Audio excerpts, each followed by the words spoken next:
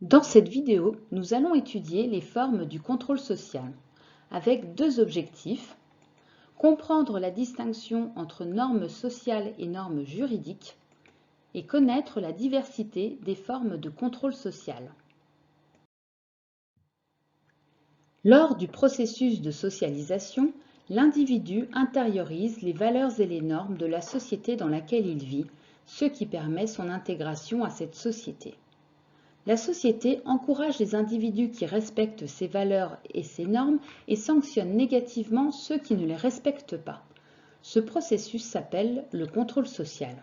Il désigne l'ensemble des moyens dont dispose une société pour amener ses membres à adopter une conduite conforme aux valeurs et aux normes, ce qui permet d'assurer le maintien de la cohésion sociale. On distingue le contrôle social interne et le contrôle social externe. Lors du contrôle social interne, les valeurs et les normes sont respectées parce qu'elles ont été intériorisées par l'individu lors de la socialisation. L'individu s'auto-contraint à respecter les normes qu'il a assimilées. Les enfants et les adultes bouclent leur ceinture de sécurité dès qu'ils s'apprêtent à rouler en voiture.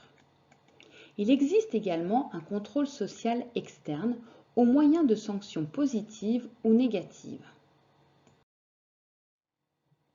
Le contrôle social externe passe par la mise en place de sanctions. Une sanction valide ou invalide un comportement. La sanction peut être positive ou négative. En effet, la sanction est la conséquence, positive ou négative, du comportement de l'individu.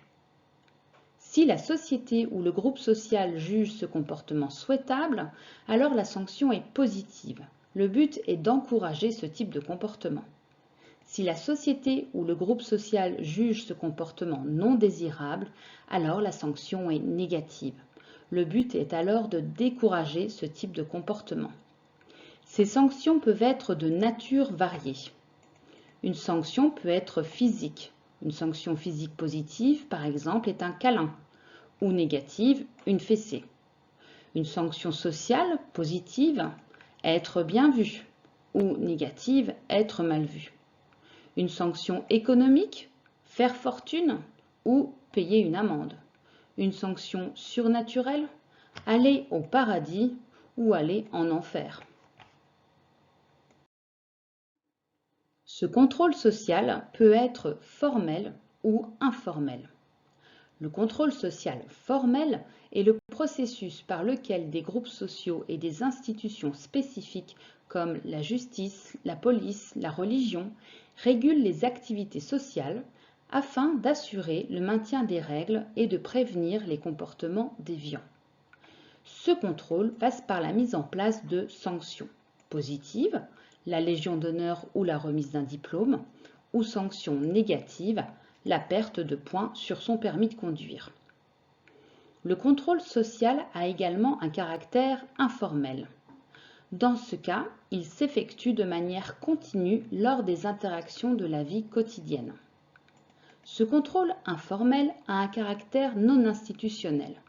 Chaque individu va contribuer consciemment ou inconsciemment à réguler le comportement des autres.